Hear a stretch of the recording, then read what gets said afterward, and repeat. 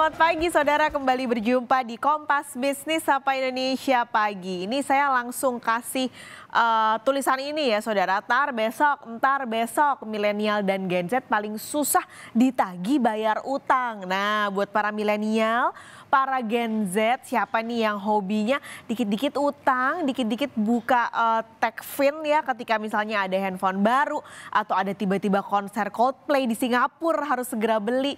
Nah kalau memang Anda berkomitmen untuk utang, bayar, berusaha keras untuk bayar tepat waktu nih sesuai yang dijanjikan. Jadi jangan manis di bibir aja ya waktu awal ngutang, pas ditagih jawabannya ya besok deh, iya ya entar besok gitu. Nah ini karena masalahnya adalah kita ngomongin soal duit. Sementara duit ini kan soal kepercayaan ya saudara. Jadi sekali hilang kepercayaan pasti bakal susah ke depannya.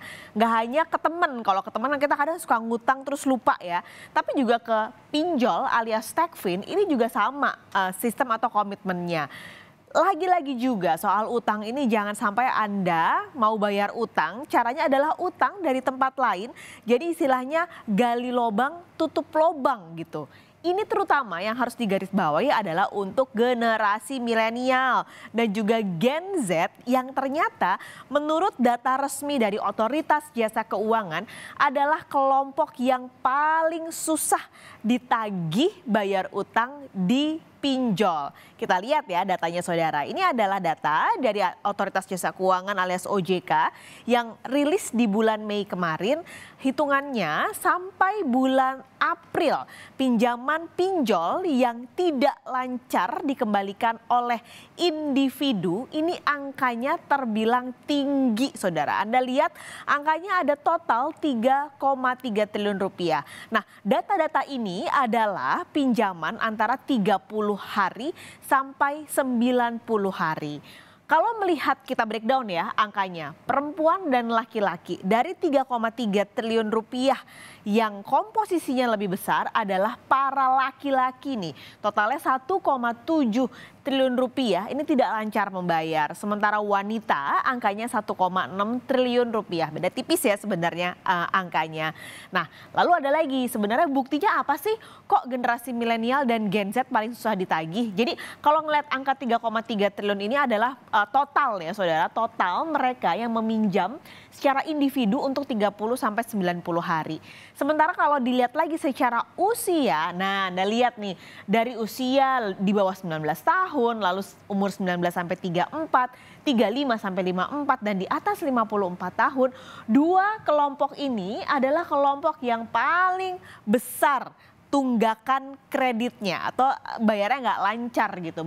Anda bisa lihat usia 19 sampai 34 tahun tunggakannya sampai 2 triliun rupiah. Ini angkanya jauh mengalahkan generasi-generasi lain. Misalnya nih baby boomers nih di atas 54 tahun angkanya 91,8 miliar. Atau mereka yang di bawah 19 tahun 14,1 miliar. Nah padahal sebenarnya ini kan adalah mereka-mereka nih 19 sampai 54 tahun ya saya singkat.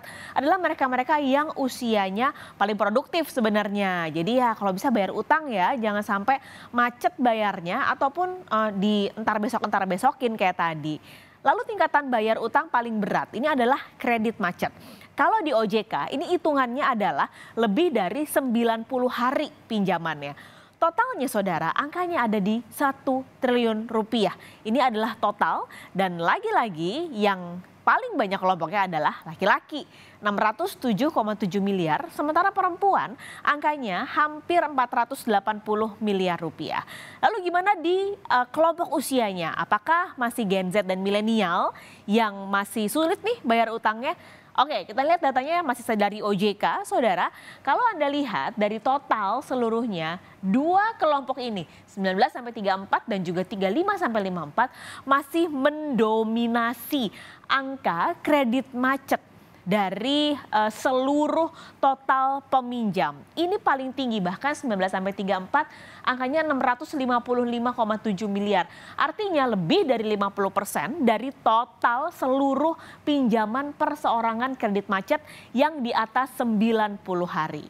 Melihat angka dari yang ini 90 hari atau tadi 30 sampai 90 hari, bisa kita simpulkan milenial dan juga Gen Z yang punya bayar utang, artinya Anda juga harus berkomitmen untuk bayar tepat waktu, ya kan? Jangan sampai Anda tuh jadi generasi bentar besok ya kan? Karena apa? Akhirnya nantinya profiling dari usia ini 19 sampai 34 atau 35 sampai 54 di pinjol-pinjol, profilingnya bisa juga menjadi buruk gitu karena jadi generalisir kan. Karena oh ini usia kayak gini nih kayaknya susah kalau mau bayar utang. Akhirnya nanti kalau mau ngajuin utang karena terdesak jadi susah untuk disetujui gitu. Jadi pesannya saudara sangat sederhana sebenarnya. Mungkin kondisi ekonomi tidak pasti, lalu penghasilan juga tidak ada yang bisa menjamin. Jadi kalau memang Anda mau berhutang, benar-benar harus bijak. Jadi pikir ulang apakah memang kebutuhannya mendesak sekali, apakah buat beli handphone itu mendesak untuk pinjam atau mau nonton konser benar-benar butuh untuk utang dan kedepannya Anda benar-benar bisa bayar secara tepat waktu atau tidak, itu yang harus Anda ulangi lagi, pikirkan lagi, pertimbangkan lagi ketika memutuskan untuk berhutang.